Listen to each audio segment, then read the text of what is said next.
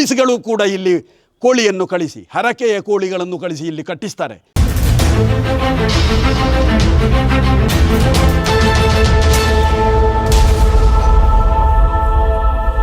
Welcome to our YouTube family. Kudla Rampage Bantwal ತಾಲೂಕಿನ ವಿಟ್ಲ ಸೀಮೆಯ ಕೇಪು ಗ್ರಾಮದಲ್ಲಿ ಬಂದು ನಾನು ನಿಂತಿದ್ದೀನಿ ಅಂತ ಹೇಳಿದ್ರೆ ನಿಮ್ಗೆಲ್ರಿಗೂ ಕೂಡ ಗೊತ್ತಿದೆ. ಇತ್ತೀಚೆಗೆ ಒಂದಷ್ಟು ಫೇಮಸ್ ಆಗಿರುವಂತದ್ದು ಕೇಪು ಗ್ರಾಮ. ಯಾಕೆ ಅಂತ ಹೇಳಿದ್ರೆ ಕೋಳಿ ಅಂಕ ನಡೆಯುತ್ತಾ ಇತ್ತು. ಈ ಟೈಮಲ್ಲಿ ಪೊಲೀಸರು ಬಂದು ಆ ಕೋಳಿ ಅಂಕವನ್ನು ಕೂಡ ನಿಲ್ಲಿಸಿರುವಂತದ್ದು ಇಲ್ಲಿಯ ಸಂಪ್ರದಾಯ. ಇಲ್ಲಿಯವರು ಹೇಳುವಂತ ಪ್ರಕಾರ 800 ವರ್ಷದ ಇತಿಹಾಸ ಕೂಡ ಇದೆ.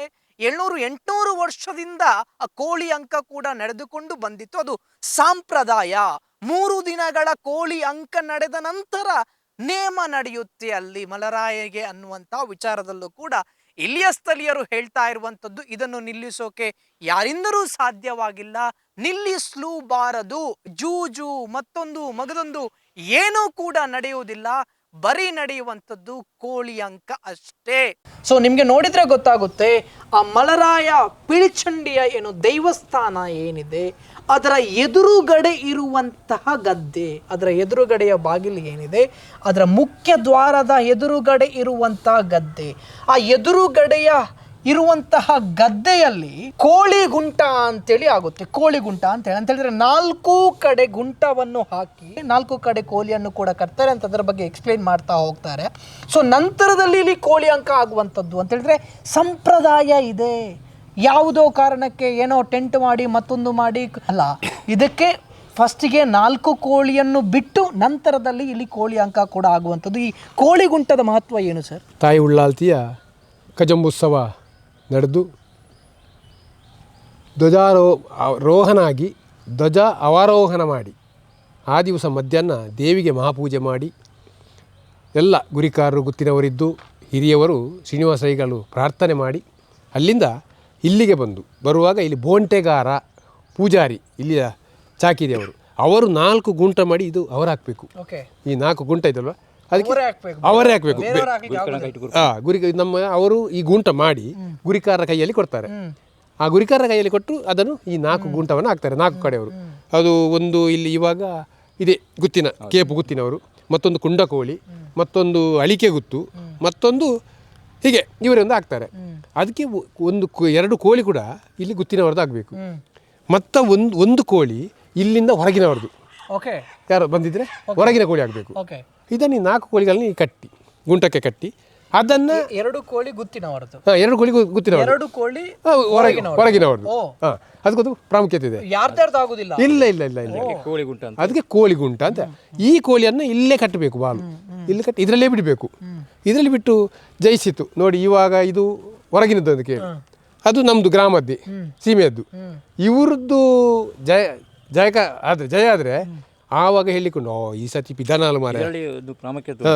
ಈ ಗುಂಟು ಉಂಟಲ್ಲ, ಇದು ಹೀಗೆ ಆದ್ರೆ ಇದು ಹೊರಗಿನ, ಹೀಗೆ ಆದ್ರೆ ಒಳಗೆ, ಅದು ನಮಗೆ ಊರಿನವರಿಗೆ ಗ್ರಾಮ ನಮ್ಮ ಪಿದಾನಾಲು ಉಳನಾಳು ಅಂತ ಹೇಳ್ತೇವೆ.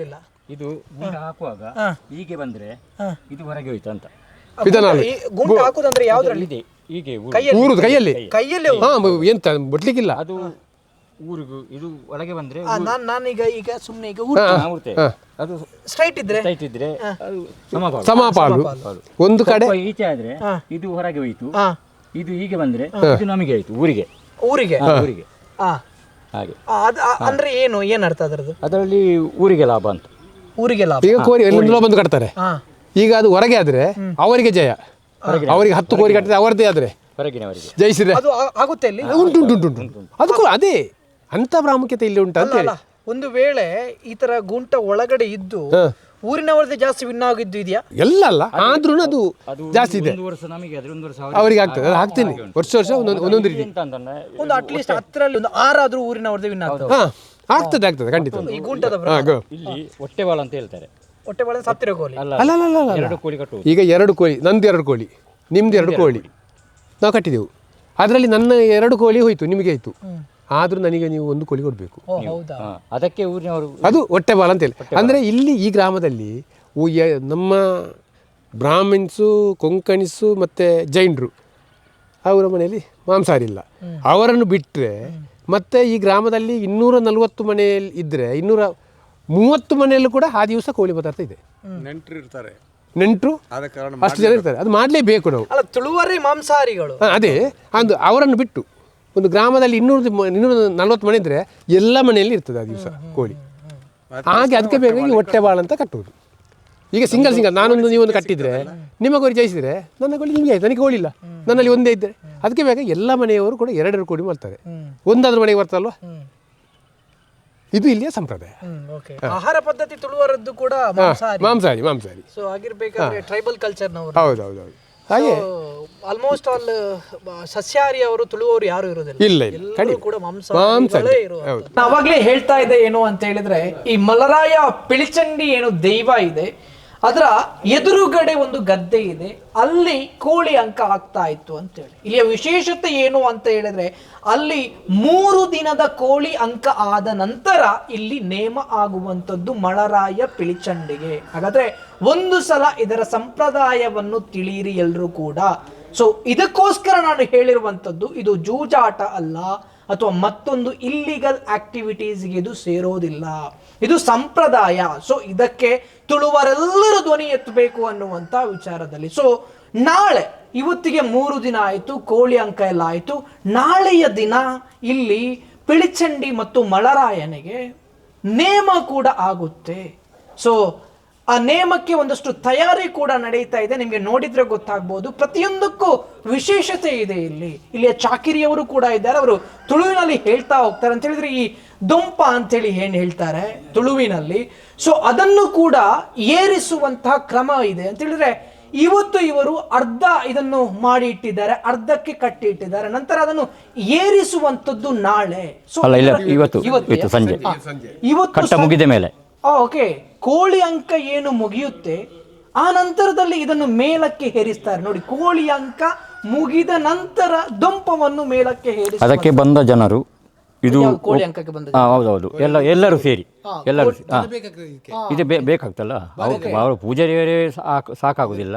ಅದಕ್ಕೆ ಇಲ್ಲಿ ಸೇರಿದ ಜನರೆಲ್ಲ ಬಂದವರು ಕಟ್ಟ ಮುಗಿದ ಮೇಲೆ ಇದನ್ನು ಮೇಲೆ ಇರ್ತಾರೆ. ಅದಕ್ಕೊಂದು ಕನೆಕ್ಷನ್ ಇದೆ. ಹೌದೌದು, ಅಂದ್ರೆ ಕೋಳಿ ಅಂಕಕ್ಕೆ ಒಂದಷ್ಟು ಜನ ಬರ್ತಾರೆ, ದೊಂಪ ಏರಿಸೋಕ್ಕೂ ಕೂಡ ಜನ ಬೇಕು. ಸೊ ಅದಕ್ಕೆ ಒಂದಷ್ಟು ಕನೆಕ್ಷನ್ ಇದೆ. ಹೌದೌದು. ಇದು ಈ ದೊಂಪವನ್ನು ಮಾಡೋದು ಯಾರು ಸರ್? ಅದೇ ಪೂಜಾರಿಯವರು, ಬೋಂಟೆಗಾರ ಅಂತ ಹೇಳಿದ್ದೇನಲ್ಲ, ಆ ಬಂಡಿಯ ಹೊರಗೆ ಅವರು ನಿಂತಿರ್ತಾರೆ, ಅವರ ಕುಟುಂಬದವರೇ ಪೂಜಾರಿ ಅವರು ಇದನ್ನು ಮಾಡೋದು. ಹೌದೌದು, ಅವರೇ ಇಲ್ಲಿ ಅರ್ಧ ದನಕ್ಕೆ ಏರಿಸುವಂತ. ಹೌದೌದು, ಅವರೇ ಬಂದು ಹೌದು. ನಾಳೆ ದೈವ ಅಣಿಯಾಗಿ ಮುಗ ಏರಿ ಇದರಲ್ಲಿ 3 ಸುತ್ತು ಆ ಬಂಡಿಯ ಮೇಲೆ ಕೂತು ಎಳಿಲಿಕ್ಕುಂಟು, ಬಂಡಿಲಿಕ್ಕೆ ಮಳರಾಯ ದೈವದ. ಅದು ಆವಾಗ ಅದೇ ಈ ಬೋಂಟೆಗಾರ ಅಂತ ಪೂಜಾರಿ ಹಿಂದ್ಗಡೆ ನಿಲ್ಬೇಕು, ದೈವದ ಹಿಂದ್ಗಡೆ. ನೇಮಕ್ಕೆ ಆಗುವಾಗ ದೊಂಪವನ್ನು ಕೂಡ ಈ ಅಡಿಕೆ ಇದರಲ್ಲಿ ಮಡಲಿನಲ್ಲೆಲ್ಲ ಮಾಡಬೇಕು. ಅದಕ್ಕೆ ಇದು ಶಾಮಿಯಾನ ಮತ್ತೊಂದು ಎಲ್ಲ ಆಗೋದಿಲ್ಲ. ಸೊ ಇದಕ್ಕೆ ಇದು ಆಗ್ಲೇಬೇಕು ಅಂತ ಹೇಳಿದ್ರೆ ಪ್ರಕೃತಿ ಆರಾಧನೆ ಅಂತ ಹೇಳಿದ್ರೆ ದೈವ ಆರಾಧನೆ. ಪ್ರಕೃತಿಯಲ್ಲಿ ಏನು ಸಿಗುತ್ತೆ ಅದರಲ್ಲಿ ಮಾಡುವಂತದ್ದು. ನಿಮ್ದು ಏನು ಕೆಲಸ? ನಮ್ಮ ಮಡಿವಾಳನಿಗೆ ಇಲ್ಲಿ ಏನು ಕೆಲಸ? ಮಡಿವಾಳ ಕಟ್ಟುವುದು. ಇದು ವೈಟ್ ಇದ್ದು. ಹೌದು. ಓಕೆ, ಅದು ತೆಂಗಿನಕಾಯಿ ಎಲ್ಲ ನಾನೇ ತಯಾರು ಮಾಡಿ ಕಟ್ಟುವುದು.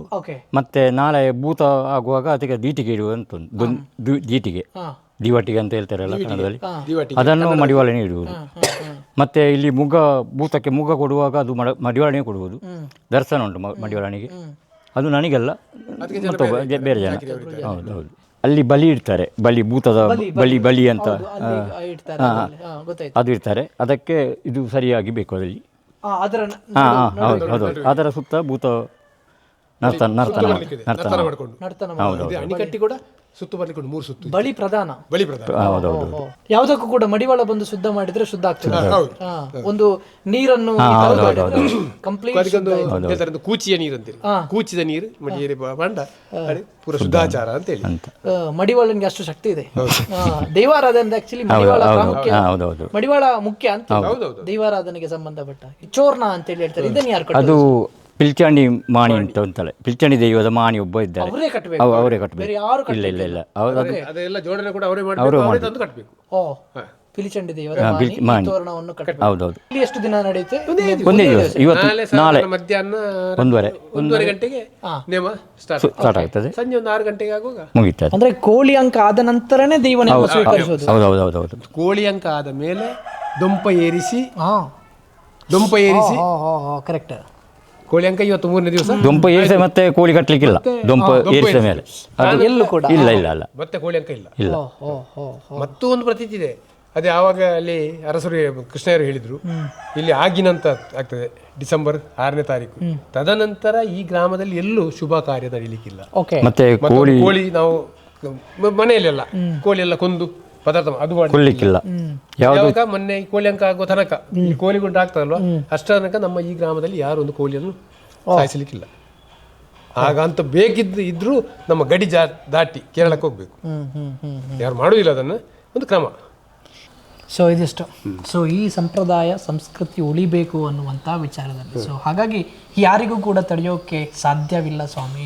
ಇಲ್ಲಿ ಸ್ಪಷ್ಟವಾಗಿ ಗಮನಿಸಬೇಕು ಏನು ಅಂತ ಹೇಳಿದ್ರೆ, ಆ ಒಂದು ಕೋಳಿ ಅಂಕ 3 ದಿವಸ ಆಗದೇ ಇದ್ದಲ್ಲಿ ಇಲ್ಲಿಯ ನೇಮ ಆಗೋಕೆ ಸಾಧ್ಯ ಇಲ್ಲ. ಕೋಳಿ ಅಂಕ ಆದ ನಂತರ ಇಲ್ಲಿ ಮಳರಾಯ ಮತ್ತು ಪಿಲಿಚಂಡಿ ನೇಮವನ್ನು ಕೂಡ ಸ್ವೀಕರಿಸುವಂಥದ್ದು.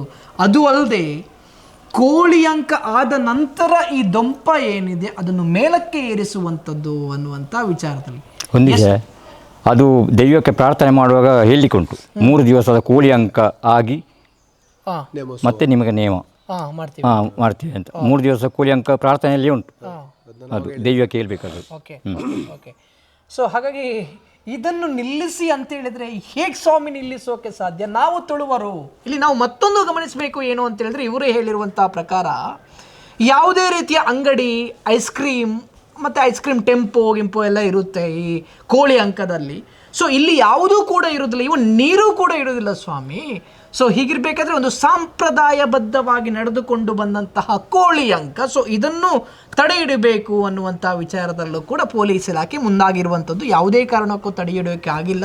ಇಷ್ಟರ ತನಕ ಯಾವುದೇ ಒಂದು ಅಹಿತಕರ ಘಟನೆ ನಡೆಯಲಿಲ್ಲ, ಇನ್ನು ಮುಂದಕ್ಕೂ ನಡೆಯುವುದಿಲ್ಲ. ಆದರೂ ಈ ವರ್ಷ ನಮ್ಮ ಜಿಲ್ಲಾಡಳಿತದ ಒಬ್ಬರು SP ದಕ್ಷಿಣ ಜಿಲ್ಲೆಯಲ್ಲಿ ಎಲ್ಲ ಕೋಳಿ ಅಂಕಗಳನ್ನು ನಿಷೇಧ ಮಾಡಲಿಕ್ಕೆ ಹೊರಟಿದ್ದಾರೆ. ಎಲ್ಲ ಕಡೆ ಇದ್ದಾಗೆ ಕೇಪಿನ ಕೋಳಿ ಅಂಕ ಅಲ್ಲ. ಕೇಪಿನ ಕೋಳಿ ಅಂಕದಲ್ಲಿ ಯಾವುದೇ ಥರದ ಜೂಜಿಲ್ಲ, ಯಾವುದೇ ಥರದ ವ್ಯವಹಾರ, ಹೋಟೆಲು, ಇಂಥ ಐಸ್ ಕ್ರೀಮ್, ಇಂಥ ಯಾವುದೇ ವ್ಯವಹಾರಗಳಿಲ್ಲ. ನೀರು ಕುಡಿಬೇಕಿದ್ರೆ ಹತ್ತಿರದ ಮನೆಯಲ್ಲಿ ಹೋಗಿ ನೀರು ಕುಡಿಬೇಕು. ಕೋಳಿಗೆ ನೀರೊಂದು ಕೊಡಬೇಕಿದ್ರೆ ಎಲ್ಲಿ ಡ್ರಮ್ಮುಗಳಲ್ಲಿ ತುಂಬಿಸಿಟ್ಟ ನೀರನ್ನು ಕೊಡಬೇಕು. ಯಾವುದೇ ಒಂದು ಅಂಗಡಿಗೆ ಹೋಗಿ ನಾನು 10 ರೂಪಾಯಿ ಕೊಟ್ಟು ಒಂದು ಚಾಕ್ಲೇಟ್ ತೆಗೊಂಡು ಹೇಳಿದರೆ ಕೇಪಲ್ಲಿಲ್ಲ. ಇಂಥ ವ್ಯವಸ್ಥೆಯ ಈ ಕೋಳಿ ಅಂಕವನ್ನು ನಿಲ್ಲಿಸೋಕ್ಕೆ ಜಿಲ್ಲಾಡಳಿತ ಮುಂದಾಗಿತ್ತು. ಆದರೂ ಈ ಮಣ್ಣಿನ ಉಳ್ಳಾಲ್ತಿ ತಾಯಿ, ಗ್ರಾಮ ದೇವರು ಸುಬ್ರಹ್ಮಣ್ಯೇಶ್ವರ, ಈ ನಮ್ಮ ಸೀಮೆ ದೈವಗಳಾದ ಮಳರಾಯ, ಪಿಲಿಚಾಮುಂಡಿ ಅದನ್ನು ನಿಲ್ಲಿಸೋಕ್ಕೆ ಬಿಡಲಿಲ್ಲ. ಈ ಕೋಳಿ ಅಂಕ ನಡೆಯದಿದ್ದರೆ ನಮ್ಮ ಈ ಪರಿಸರ 2-3 ಗ್ರಾಮಕ್ಕೆ ದೊಡ್ಡ ತಾಪತ್ರ ಇದೆ ಅಂತೇಳಿ ನಮ್ಮ ಪೂರ್ವಜರು ಹೇಳಿದಂಥ ಮಾತು ನಮಗೆ ನೆನಪಿಗೆ ಬರ್ತದೆ. ಇಲ್ಲಿ ರಕ್ತಬಿಂದು ಆಗಲೇಬೇಕು. ಅದಕ್ಕೋಸ್ಕರ ಈ ಕೋಳಿ ಅಂಕ ಮಾಡ್ತೇವೆ ವಿನಃ ಯಾವುದೇ 10 ಪೈಸೆಯ ಇಲ್ಲಿಗೆ ಬರ್ತದೆ ಅದು ಸಿಗ್ತದೆ ಅಂತ ಹೇಳಿ ಮಾಡುವಂಥ ಕೋಳಿ ಅಂಕ ಇದೆ ಏನಿಲ್ಲ. ಈ ಕೋಳಿ ಅಂಕಕ್ಕೆ ನಮಗೆ ಇದ್ದೆ ಬೇರೆ ಕಡೆ ಕೋಳಿ ಅಂಕದಲ್ಲಿ ಬಾಲ್ ಕಟ್ಟನಾಯಕಲ್ಲ 100 ರೂಪಾಯಿ ಕೊಡೋರು. ಒಂದು ಕೋಳಿ ಬಿಟ್ಟರೆ ಅವನಿಗೆ 100 ರೂಪಾಯಿ ಕೊಡಬೇಕು, 100 ರೂಪಾಯಿ 200 ರೂಪಾಯಿ ಕೊಡಬೇಕು. ಒಂದು ಕೋಳಿಯನ್ನು ಹೀಗೆ ಇಟ್ಕೊಂಡು ಅವನಿಗೆ 100 ರೂಪಾಯಿ ಕೊಡು ಅಂಥ ಯಾವುದೇ ವ್ಯವಸ್ಥೆಗಳಿಲ್ಲದೆ ಧರ್ಮಾರ್ಥವಾಗಿ ಸೇವೆಯ ರೂಪದಲ್ಲಿ ಹರಿಕೆಯ ರೂಪದಲ್ಲಿ ಕೋಳಿ ಅಂಕ ಆಗೋದಿದ್ದರೆ ಅದು ಕೇಪಲ್ಲಿ ಮಾತ್ರ. ಈ ಒಂದು ದಿವಸದಲ್ಲಿ ಮೊನ್ನೆ ಸುರುವಿನ ದಿವಸ ಒಂದು ದಿವಸದಲ್ಲಿ 15,000 ರಿಂದ 20,000 ಕೋಳಿ ಇಲ್ಲಿ ಕಟ್ಟಿಯಾಗಿದೆ.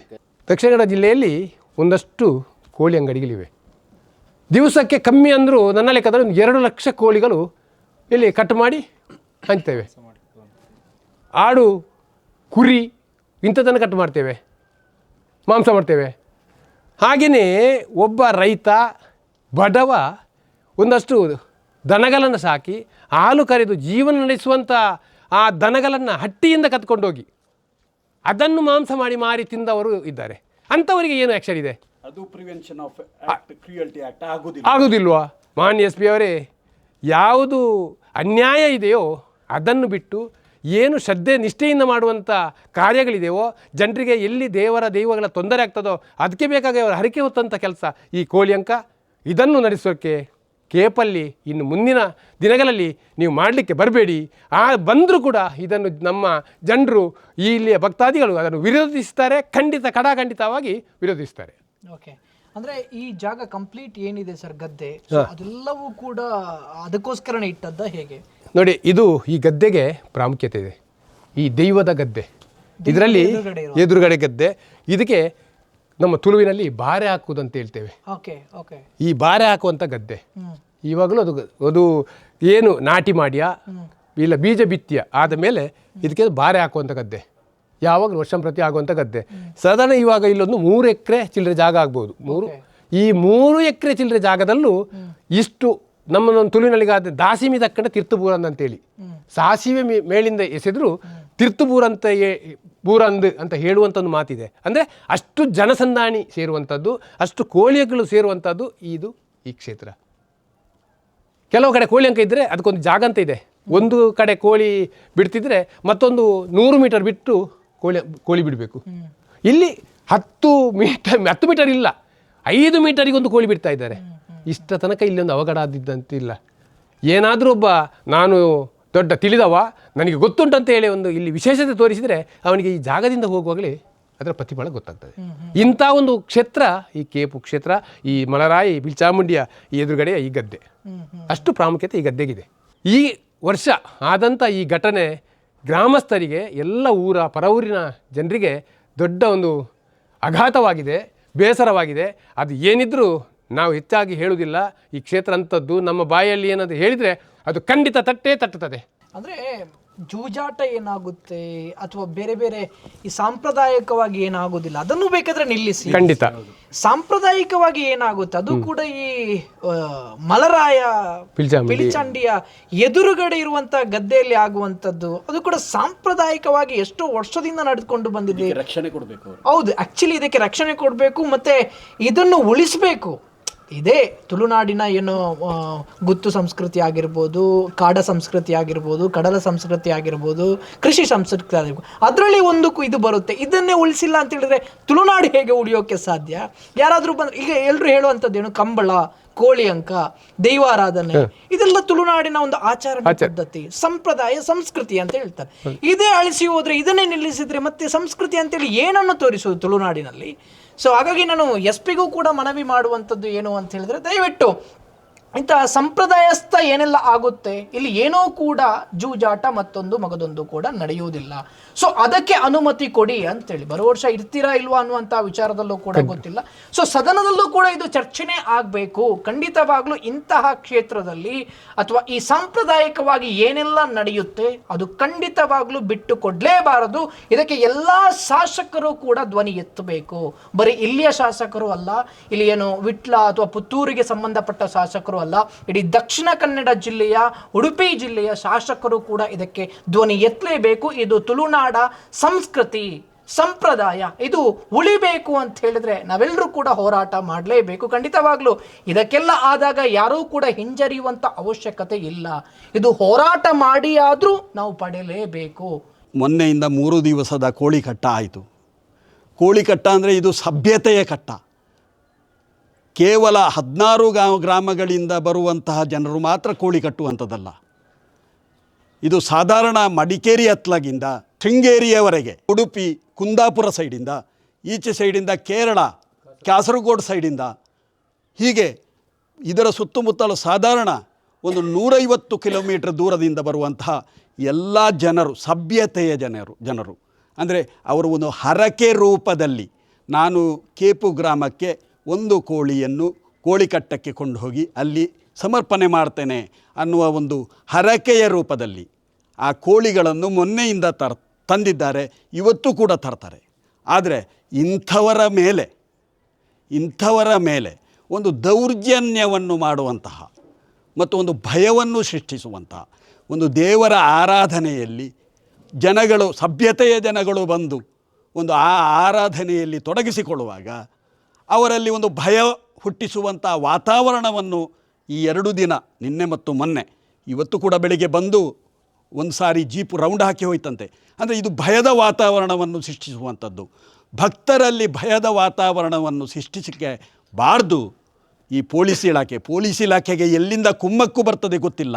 ಅವರಿಗೆ ಉಪಾಯ ಇಲ್ವಾ, ಭಯದ ವಾತಾವರಣ ಸೃಷ್ಟಿಸದೆ ಉಪಾಯ ಇಲ್ವಾ, ಅಥವಾ ಅವರಿಗೆ ಏನಾದರೂ ಬೇರೆ ಕಡೆಯಿಂದ ಆಡಳಿತ ವ್ಯವಸ್ಥೆಯಿಂದ ಏನಾದರೂ ಒಂದು ಪ್ರೆಷರ್ ಬರ್ತದಾ, ಅದೆಲ್ಲ ನಮಗೆ ಗೊತ್ತಿಲ್ಲ. ಇನ್ನು ಮುಂದಕ್ಕೆ ದಯವಿಟ್ಟು ಪೊಲೀಸ್ ಇಲಾಖೆ ಕೂಡ ಇದರ ಬಗ್ಗೆ, ಪೊಲೀಸ್ಗಳು ಕೂಡ ಇಲ್ಲಿ ಕೋಳಿಯನ್ನು ಕಳಿಸಿ, ಹರಕೆಯ ಕೋಳಿಗಳನ್ನು ಕಳಿಸಿ ಇಲ್ಲಿ ಕಟ್ಟಿಸ್ತಾರೆ. ಎಷ್ಟೋ ಪೊಲೀಸ್ಗಳು ಈ ಕೇಪು ಗ್ರಾಮದ ಈ ಕಟ್ಟದಲ್ಲಿ ಹರಕೆಯ ಆ ಕೋಳಿಯನ್ನು ತಂದು ಕಟ್ಟಿಸ್ತಾರೆ ಬೇರೆ ಜನರಿಂದ, ಅಂದರೆ ಅವರಾಗಿಯೇ ಬರೋದಿಲ್ಲ. ಆದರೆ ಆ prevention of cruelty to animals, ಇದು ಆ್ಯಕ್ಟ್ ಉಂಟಲ್ಲ, ಇದು ಆ್ಯಕ್ಟ್ ಯಾರಿಗೆ ನೀವು ಮಾಡಬೇಕಾದ್ದು? ಇದು ಆ್ಯಕ್ಟ್ ಮಾಡಬೇಕಾದ್ದು ಎಲ್ಲಿಂದಲೋ ಒಂದು ದನ ತಂದು ಕಡಿತಾರಲ್ಲ ಅವರಿಗೆ ಮಾಡಬೇಕು. ಅಥವಾ ದಿವಸಕ್ಕೆ ಲಕ್ಷಗಟ್ಟಲೆ ಕೋಳಿಗಳನ್ನು ಕಡಿತಾ ಇದ್ದಾರಲ್ಲ ಅಂಗಡಿಗಳಲ್ಲಿ, ಅವರಿಗೆ ಮಾಡಿದರೆ ನಿಮಗೆ ಏನಾದೀತು ಹೇಳಿ? ಈ ಆ್ಯಕ್ಟನ್ನು ಅವರ ಮೇಲೆ ತಂದರೆ ಏನಾದೀತು? ಅದಕ್ಕಿಂತಲೂ ಇದು ಒಂದು ಪವಿತ್ರತೆಯ ಸಂಕೇತ. ಹರಿಕೆಯ ಕೋಳಿಗಳು ಬಂದಂತನ್ನು ಅದನ್ನು ಕಟ್ಟುವಂತಹ ಒಂದು ಸಾಂಕೇತಿಕವಾಗಿ ಮಾಡುವಂತಹ ವ್ಯವಸ್ಥೆ. ಇಲ್ಲಿ ಜೂಜು ಆಗಲಿ ಅಥವಾ ವ್ಯಾಪಾರ ಆಗಲಿ ವ್ಯವಹಾರಗಳಾಗಲಿ ಯಾವುದೇ ಇಲ್ಲ. ದಯವಿಟ್ಟು ನೀವು ಪೊಲೀಸ್ ಇಲಾಖೆ, ಅದು ನಮ್ಮ ಇಲ್ಲಿ ವಿಟ್ಲದ ಸಬ್ ಇನ್ಸ್ಪೆಕ್ಟ್ರಿಂದ ಹಿಡಿದು ಮಂಗಳೂರಿನ SP ಆಗಿರಲಿ ಅಥವಾ ಯಾರೇ ಆಗಿರಲಿ, ಇಂತಹ ಕಟ್ಟುನಿಟ್ಟಿನ ವ್ಯವಸ್ಥೆ ಈ ಕೇಪು ಗ್ರಾಮದಲ್ಲಿ ಇಂತಹ ಕೋಳಿ ಕಟ್ಟಗಳಿಗೆ ತರಬೇಡಿ. ಏನು ಈಗ ತಾನೇ ಹೇಳಿದರು, ಇದು ಸಂಪ್ರದಾಯವನ್ನು ಉಳಿಸುವಂತಹ, ತುಳುನಾಡಿನ ಸಂಪ್ರದಾಯವನ್ನು ಉಳಿಸುವಂಥದ್ದಕ್ಕೆ ತಾವು ಅತ್ಯಂತ ಆದ್ಯತೆಯನ್ನು ಕೊಡಬೇಕು. ಮುಂದಕ್ಕೆ ದಯವಿಟ್ಟು ನಿಮ್ಮಲ್ಲಿ ಬೇಡಿಕೊಳ್ತೇನೆ, ನೀವು ಇಲ್ಲಿಂದ ಹೋಗುವಾಗ ಪ್ರಸಾದ ರೂಪದಲ್ಲಿ ಏನು ಆ ದೇವರ ಕಾಲಿಗೆ ಅಡ್ಡಬಿದ್ದು ಹೋಗಿ, ನಿಮಗೆ ಮುಂದಕ್ಕೆ ದೇವರು ಒಳ್ಳೆಯದು ಮಾಡಲಿ ಅಂತೇಳಿ ನಾನು ಪ್ರಾರ್ಥಿಸ್ತೇನೆ. ಕಡೆಯದಾಗಿ ಮತ್ತೊಮ್ಮೆ ನಾನು ಪ್ರಾರ್ಥನೆ ಮಾಡುವಂಥದ್ದು, ಕಳಕಳಿಯ ಮನವಿ ಮಾಡುವಂಥದ್ದು ಜಿಲ್ಲಾ ಆಡಳಿತಕ್ಕೆ, ತುಳುವರ ಆಚರಣೆ ಸಂಸ್ಕೃತಿ ಸಂಪ್ರದಾಯವನ್ನು ಯಾವತ್ತಿಗೂ ಕೆಣಕೋಕೆ ಬರಬೇಡಿ. ದಯಮಾಡಿ ತುಳುವರು ಕೂಡ ಇದರ ಬಗ್ಗೆ ಎಚ್ಚೆತ್ತುಕೊಳ್ಬೇಕು. ಹೋರಾಟ ಆದರೂ ಹೋರಾಟ, ಮಗದೊಂದು ಖಂಡಿತವಾಗಲೂ ನಮ್ಮ ಸಂಪ್ರದಾಯವನ್ನು ಉಳಿಸಿಕೊಳ್ಳೇಬೇಕು. ನಾವು ತುಳುವರು, ಟ್ರೈಬಲ್ ಕಲ್ಚರ್ ನಮ್ಮದು, ಆಹಾರ ಪದ್ಧತಿ ಕೂಡ ನಮ್ಮದು ಮಾಂಸಾಹಾರಿನೇ ತುಳುವರದ್ದು. ಸಂಸ್ಕೃತಿ ಸಂಪ್ರದಾಯ ತುಳುನಾಡು ಉಳಿಬೇಕು ಅಂತ ಹೇಳಿದ್ರೆ ಬರೀ ಭಾಷೆಯಿಂದ ಮಾತ್ರ ಸಾಧ್ಯ ಇಲ್ಲ, ಸಿನಿಮಾದಿಂದ ಸಾಧ್ಯ ಇಲ್ಲ. ಈ ರೀತಿಯ ಸಂಸ್ಕೃತಿ ಸಂಪ್ರದಾಯ ಉಳಿದ್ರೆ ಮಾತ್ರ ಸಾಧ್ಯ. ಸೊ ಹಾಗಾಗಿ ಪ್ರತಿಯೊಬ್ಬ ತುಳುವರು ಕೂಡ ಧ್ವನಿ ಎತ್ತಲೇಬೇಕು.